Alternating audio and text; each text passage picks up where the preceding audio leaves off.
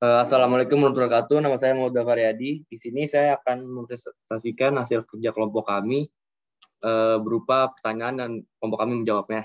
Oke, di sini masuk bagian pertama, stratigraphy and lithologic correlation. Nomor 1 soalnya 1A, draw lines between the three stratigraphic section below the connect the geologic context between similar lithologies. Use a ruler. Note that each vertical column is a stratigraphic section. Each lithology can be regarded as a bed. Oke. Jadi di sini disuruh korelasi dari litologi yang sama, dari log yang sudah dikasih, log A, log B, dan log C. Yang saya temui litologinya di sini pertama adalah limestone, shell, di sini adalah sandstone yang butiran paling besar. Oke, soal yang pertama, saya ngambil batas atas dan batas bawah dari log A, log B, dan log C. Di garis, korelasi dengan litologi yang sama, sudah selesai hasilnya ini. Setelah itu ditanya how many beds can be correlate all three section. Jadi di sini ada 4 beds. Atau dan yang C, how thick is the thickness stratigraphic section column of rocks. Jadi tebal dari litologinya berapa? Perkiraannya adalah 1,2 meter menggunakan diagram yang di sampingnya ini, diagram panjang berdasarkan meternya. Oke, setelah itu saya akan menjawab pertanyaan yang D. A bed of coal is present in section B and C. How deep would you have to drill in section A, starting top section up near letter A, reach to buried coal seam. Jadi di A, bed of coal present in section B and C. Jadi litologi coal muncul di section B dan C. Jadi how many meters untuk ngebornya berdasarkan dari ininya. Dan kelompok kami menjawab sesuai dengan diagram meter yang samping sini juga. Kelompok kami menjawab 4,6 meter. Oke, yang kedua soalnya adalah draw lines to correlate the two section below. Jadi dikasih 2 log lagi, yang berlitologi shell, mat, sama ada coal-nya juga, terus ada sand-nya juga. Nah, pertanyaannya adalah, which section A or B contains and disconformity. Jadi disconformity adalah ketidakselarasan yang diakibatkan oleh hilangnya data atau emang di sana ada proses kompleks yang terjadi antara bantuannya. Di sini ada disconformity antara bantuan ini dan bantuan. Di section A dan section B unconformity dan jenisnya adalah disconformity. Oke. Setelah itu which units are missing from the section because of unconformity. Nah, yang tadi saya bilang disconformity atau unconformity bisa terjadi karena hiatus atau hilangnya data. Nah, yang hilang pada section A adalah sandstone dan coal. Ya, bisa dilihat di sini ada sandstone, di sini ada coal. Nah, di sini tidak ada sandnya. Oke, label the position of the unconformity with an arrow toward unconformity. Nah, di sini juga udah dikasih arrow-nya. What type of unconformity is disconformity? Ketidakselarasan. Oke, setelah itu nomor 3A, a draw correlation line between the three section below. Not the units vary thickness in each section. Nah, kalau di sini saya akan menjelaskan dari west ke east. Jadi menurut saya west ke east. Ini korelasinya. Dan ini litologinya shell, sand. Ini ada sand di sini. Ini sand makin banyak. Dan yang menandakan banyak sandstone adalah berarti ke permukaan. Kenapa? Karena semakin ke permukaan, semakin besar butiran-butirannya. Dan semakin ke kedalaman, semakin kecil semakin halus butiran-butirannya. Nah, butiran-butiran halus dimiliki oleh batuan limestone, shale, siltstone, dan lain-lain. Dan semakin ke daratan, semakin kasar. Nah, di sini terlihat bahwa ada disconformity di antara ini, section ini. Okay, what happens to the conglomerate in section C? Why is not present in A or B? Nah, jawabannya adalah because in A and B it's deposit earlier while conglomerate rocks are formed from the transport process of section A and B into conglomerate rocks. So it can be concluded that conglomerate rocks are rocks that are deposit later. Jadi conglomerate kan what happened in the conglomerate in section C.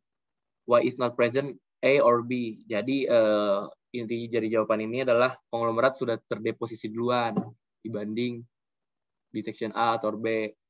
Nah, why does thickness of sandstone change from A to B to section B? Because the process of erosion by seawater causes the thickness of the rock in section A is thicker than section A. Section ini maksudnya section B is thicker than section A. Okay. In which direction, west or east, was the land? According to my interpretation, it is found in section C because the section there are conglomerate rocks. The conglomerate rocks themselves are formed due to the process of erosion and transportation from section A and section B. The conclusion is the mainland is to the east. Nah, jadi sudah tadi saya bilang dari awal bahwa section C adalah daratannya. Dan makin ke A, makin ke laut dalam, laut dangkal, laut dalam. Jadi sudah saya bilang tadi bahwa butiran-butiran yang terdapat di section C itu lebih besar dan lebih kasar dibanding dengan section B dan section A. Section A dan section B mempunyai butiran lebih halus. Okay. In which direction, west or east, was the deeper water? According to my interpretation of section A, there is a limestone, which is where limestone is found, the environment, and section A is thickness of limestone thicker than section B and C. So I conclude that the section A is deeper water, the conclusion is deeper water is to the west. Sudah saya bilang tadi dari awal juga kalau section A merupakan the deeper water dibanding dengan B dan C. Kalau ibaratkan ini garis pantai, adalah section C adalah pantainya, section B adalah laut dangkalnya, dan section A adalah laut dalamnya. Nah, karena butiran yang di section A lebih halus dibandingkan B dan C, karena juga tadi sudah saya korelasi dari awal bahwa sandstone terdapat di section A itu sudah sedikit karena sudah tererosi. Oke. Label the right side of column with the arrow illustrate transgression and regression. Nah, di sini juga sudah saya labelkan di sini melalui proses transgresi, regresi, dan ini pas di sini adalah regresi dengan skala meter ya. Oke, nomor 4A. Sebenarnya sama saja sih, occurred section below. Note the limestone unit is present only in section A and B, and it's much thinner in section B. It has thin to the point where it's not present all in section C. This is called pinch out. Oke. Ini udah kita korelasi lagi. Di sini terdapat disconformity di section B. Ini regresi dan transgresinya berdasarkan kilometernya juga dan interpretasi saya. Oke. What of the type sequence transgressive or regressive? Nah, menurut saya di sini adalah transgresif dan regresif. Oke. Label the column, ya udah ini. The sediments were deposited in Asian Sea based on rock types, which facies not section was deposited nearest the mainland.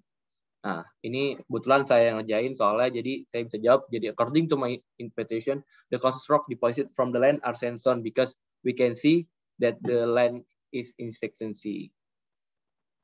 Nah, di sini kan kita bisa lihat ya, ketebalan dari log yang terdapat di section C, ketebalan dari sandstone-nya banyak lebih tebal kan dibanding section B dan section A. Karena tadi sudah saya bilang dari awal juga kalau makin ke dekat ke pantai berarti butiran yang terdapat makin kasar. Nah, dibanding dengan limestone, mudstone, shale, dan lain-lain ya, sandstone merupakan mempunyai butiran paling kasar dan paling besar. Nah, saya bisa menginterpretasikan di sini bahwa section C adalah datarannya. In which direction, west or east, was the land? East. Nah, section C. Oke. Setelah itu tugas kedua, stratigrafi. The records were collected from an Oligomycete sequence of rocks in the ocean. A total of 13 species of foram were collected from through this course. 8 taxa are benthic forams and their prevalent habitat in depth is shown below. The other 5 are planktic forams with restricted periods of time which they will abandon the occurrence of the planktic forams correlated with time. Inilah benthic foramnya, gambar benthic foramnya. Ini planktonic forams-nya. Ini sudah dipelajari di pelajaran mikropaleontologi. Using the known distribution of forams as a guide, divide this section into part based upon the deep deposition and or the edge deposition. Keep in mind that gravity rocks and old specimen will be reworked. Jadi sebenarnya di sini tugasnya, menurut pengertian saya, di sini kita disuruh menentukan kedalaman dan masa hidup si foram-foram planktonik dan foram-foram bentonik ini deh. Menurut saya benthic foram. Ini Vidurian Miocene hidup pada, ini litologinya, gambar litologinya ini. Vimiocene hidup pada 20-16 MA. Ini juga dalam kedalaman 500 sampai 1500. Dan Bulgarian Miocene 20-16 MA, kedalaman 150 sampai 500. Dan Aquatina Early Miocene hidup pada 50 sampai 150. Ini juga kedalaman dan umurnya. Using this forum as reference, correct the following section by lithology. Nah, di sini sama kayak tugas pertama juga. Tadi kita menentukan lithologi dari batuannya. Di sini kita menentukan lithologi by as a forumnya. Nah, kita samakan dengan rekan garis. Di pitch out tuh bisa jadi disconformity nih. Di sini terjadi sandstone shell. Nah, ditologikan lagi. Nah, bisa dilihat sini bahwa daratannya kalau dilihat dari log ini yang di bagian paling kiri. What interpretation can you make from this correlation? What was inferment like? Dari hasil korelasi yang sudah dilakukan, berdasarkan hasilnya dapat dilihat jika pada section A terdapat litologi yang relatif lebih halus. Litologi yang ditemukan adalah sandstone dan shell. Pada section B mulai ditemukan litologi baru limestone. Namun pada litologi yang ada pada section sebelumnya yaitu sandstone, shell, sedangkan pada section C didominasi oleh litologi limestone. Walaupun masih ditemukan litologi sandstone dan shell, pada korelasi ini juga ditemukan stratigraphy yaitu pitch out. Dapat dilihat dari litologi unit limestone berubah bilateral menjadi shell. Selain itu, jika dilihat dari hasil korelasi, dapat ditemukan kalau semakin kanan semakin tinggi mengalami kenaikan air laut, sehingga untuk bagian laut dangkal berada di sebelah kiri section A. Ditentukan dengan litologi yang berawal dari sandstone, shell makin ke dalam. Nah, ya benar. Jadi limestone bukan merupakan litologi yang halus, namun limestone sendiri terbentuk dari hasil sedimentasi makhluk hidup yang tinggal di daerah laut dalam. Mana jika kembali melihat hasil korelasi pada laut dalam, kita bisa menemukan lebih banyak makhluk hidup dibandingkan di laut dangkal, sehingga dapat dikatakan bahwa garis pantai mengalami kemajuan ke arah daratan atau disebut juga transgression. Oke. Bisa lihat tadi di sini laut dangkal, makin ke sini makin dalam.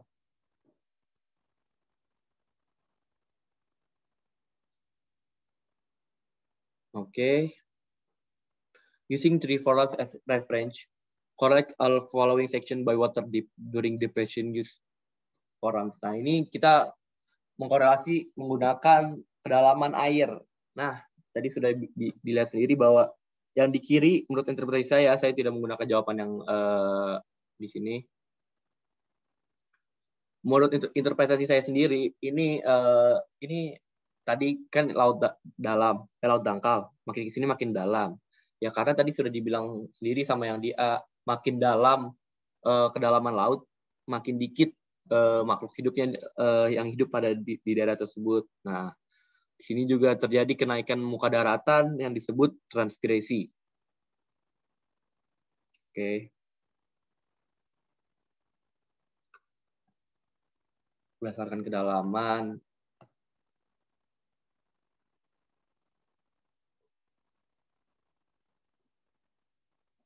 Transgresi. Oke, using this forum as reference, correct. Jadi di sini kita korelasi berdasarkan umurnya. Nah, kita berdasarkan umurnya. Berdasarkan umurnya jadi kayak gini hasilnya. Oke, ini dari Platonic forams. Nah, setelah diinterpretasi setelah melakukan korelasi stratigrafi durasi dengan umur, dapat dilihat bahwa setiap section memiliki rentang umur yang sama, yaitu Oligocene dan Miocene. Nah,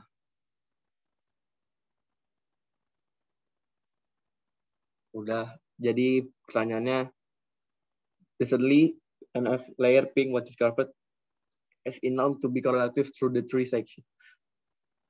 Does it adjust on your correlation? Essentially tadi warna pink dapat ditemukan pada setiap section. Hal ini tidak mengaruhi atau merubah hasil korelasi yang sudah dilakukan sebelumnya. Jadi ya tidak berubah sama sekali dari hasil korelasi si S layer itu. Okay. Look at three blood shaded parts in section with this area abundance coarse grain sediment. Coarse grain berarti lebih halus ya. Weak coarse. Pada bagian berwarna biru kita mengalami kelimpahan pada sedimen berukuran kasar, coarse grain sediment. Jika dilihat berdasarkan hasil korelasi sebelumnya, kita mengetahui bahwa semakin ke kanan kalau semakin dalam. Akhirnya sebagian paling kiri itu makin kasar. Jadi ini teman saya bikin pernyataan. Sebenarnya intinya satu sih, tadi saya sudah bilang juga, bahwa makin ke pantai atau makin dangkal, berarti litologi yang ditemukan makin kasar. Nah, semakin dalam ke laut, berarti semakin halus litologi yang ditemukan. Di sini teman saya menjelaskan bahwa cangkang foraminifera mengandung CO3 atau karbonat. Itu juga bisa kalsit ya. Oke, pertanyaan sebelumnya, can you develop a complete interpretation of this section if A was the west and B, C are the east? With where might one expect find fossil representing deepest ocean? Why? What might a researcher expect to find if they go in the opposite direction? Nah, jika section A berada di sebelah barat dan semakin ke kanan, arah section C adalah sebelah timur, maka dapat ditemukan fosil yang mempresentasikan daerah laut yang paling dalam. Bagian timur adalah section C. Pada bagian tersebut ditemukan foramin yang hidup pada kedalaman laut 500-1500 meter, yaitu B. granti dan B. marginata. Pada para peneliti pergi ke arah berlawanan, hal ini menunjukkan ke arah barat. Hal yang mungkin saja didapatkan adalah ditemukannya foraminifera yang hidup di laut lebih dangkal seperti nonion, Queniqueliquina, seperti yang sudah diketahui sebelum, bahwa semakin ke arah timur laut akan semakin dalam, sehingga pada arah yang berlawanan tidak akan ditemukan lagi foram Bolivina grantia dan Bolivina marganita. Oke, setelah itu tugas nomor 3, bias stratigraphy. Before fossils can be used as to help determine the relative age of sedimentary rock, the stratigraphic range must be known. The following exercise is simple example how one might go about documenting the stratigraphic range of some fossil species in rocks, known age, and deducing information infer age, preferably unexplored areas. Yang A, use letter abbreviation to complete the geologic collapse at the left in figure 1, with Cambrian at the bottom and Mississippian at the top. Now, with your knowledge of geologic time scale and principle of superposition, use heavily vertical lines to show stratigraphic range of species F1 and F2 in the 2 columns under heading fossil range. You can determine the stratigraphic range of these species by observing their occurrence in rocks of known age in regions 1, 2, and 3. Oke. Berikut adalah tabel untuk jawab pertanyaan A dan B. Ini tabelnya untuk jawabnya tadi. Dan yang C, using the stratigraphic range of F1, F2, what inference can you make? Mana tadi soalnya? Oke. Pada lapisan batuan wilayah 4, ini terdapat fosil berupa F1 tanpa fosil F2. Berdasarkan stratigrafi di atas, fosil F1 muncul dari Cambrian hingga Silurian. Namun karena di umur Silurian terdapat fosil F2, ledakan kisaran umur batuan ini antara Cambrian atau Ordovician, atau umur paling tua yaitu Cambrian dan paling muda adalah Ordovician. What inference can you make about the age of wing strata in region 5? Region 5 berarti di sini. Oke. sandstone paling bawah, berarti ini lebih halus. Pada lapisan wilayah 5 terdapat F1 dan F2 berdasarkan strategi aktivitas kisaran umur Silurian. Pada umur ini kedua fosil tersebut muncul, maka pada lapisan batu wilayah 5 memiliki kisaran umur Silurian.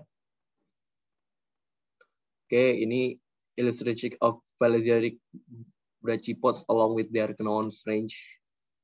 2 page use information page to help you complete table 1 using pencil shades in stratigraphic range of each brachypod genus listed. B, once you have recorded the stratigraphic range of each genus, identify example of a taxon range biozone, and 2, a concurrent range biozone, and 3, an interval biozone. Draw the boundaries of each biozone and label it to appropriately. Oke. Di sini sama seperti UAS yang sudah kita lakukan, di sini kita bikin biostratigrafi yang terdapat pada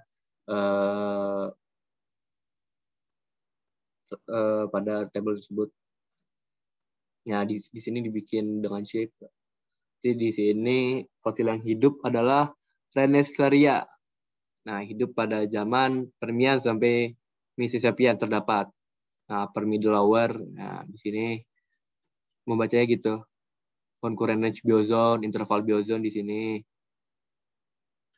Hidup pada zamannya.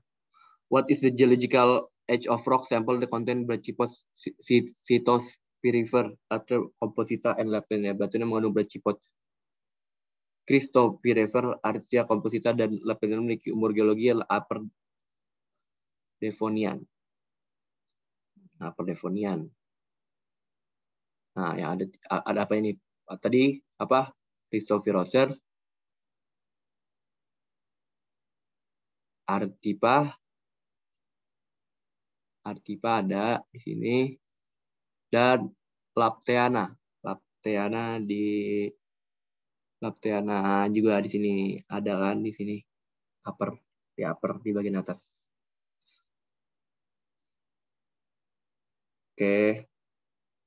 Setelah itu part 3, a table contains information based on tops of 11 fossil species that occur in 2 sections. X and Y plot this data on graph A and then draw a line of correlation that best fits the distribution of data points.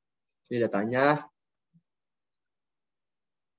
Di sini berbeda dengan UAS. Kalau UAS disuruh menjelaskan laju sedimentasinya, di sini kita disuruh bikin datanya standar. Jadi kayak gini. Section X dan section Y, top sama base-nya dari grafiknya gini jadinya hasilnya. Oke, lanjut nomor B. At which direction extraneous sedimentation occurring the faster rate? Kita lihat mana, sorry. Garis yang mana yang mengalami sedimentasi lebih cepat? Kalau menurut kami, menurut saya ini X-Dania itu melalui garis yang sama, jadi laju sedimentasinya sama juga sih harusnya. What level in section Y exactly the same H 50 meter in section X? Which level in section Y exactly the same H 50 meter? So,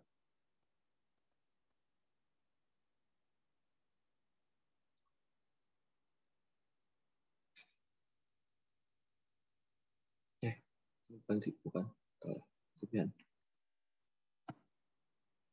Berdasarkan grafik di atas, maka yang memiliki umur yang sama, 50 meter di section X, kurang lebih dari 30 meter di section Y. Nomor 3D. Table 3 contains information base and tops. Nah, dikasih lagi ukurannya. Oke, digambar lagi. Nah, ini section Y, ini section X. Base sama topnya udah ditentuin. Bentar. In this line correlation as stratigraphic line or this change in slope, ada sih. Jadi garis pada grafik B mengalami perubahan kemiringannya. Grafik hal ini menandakan ada perbedaan kecepatan sedimentasi pada section X dan section Y. Perbedaan kecepatan sedimentasi kemudian dapat berarti bahwa suatu spesies akan muncul dalam waktu yang berbeda relatif di kedua section dan kemungkinan dikarenakan adanya perbedaan keadaan biografisnya. Ini sih sebenarnya. Set ini di sini ada changing slope, set changing slope lagi.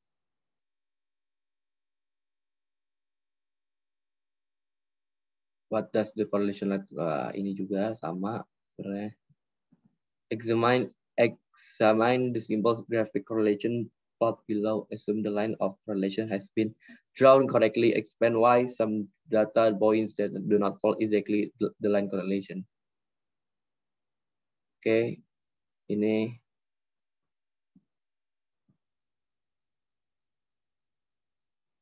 beberapa titik data yang berada atau jauh dari garis korelasi berarti memiliki data yang menunjukkan perbedaan kecepatan sedimentasi yang lainnya kemungkinan dikarenakan adanya karakteristik mengakibatkan data tersebut mengalami anomali. Sebenarnya perbedaan data atau anomali data tuh bisa terjadi karena hiatus tadi, kehilangan data atau unconformity, disconformity, atau bisa juga karena ini sedimen rate atau laju sedimen, bisa juga karena penambahan suplai sedimennya yang bertambah dan tidak tercatat di sini.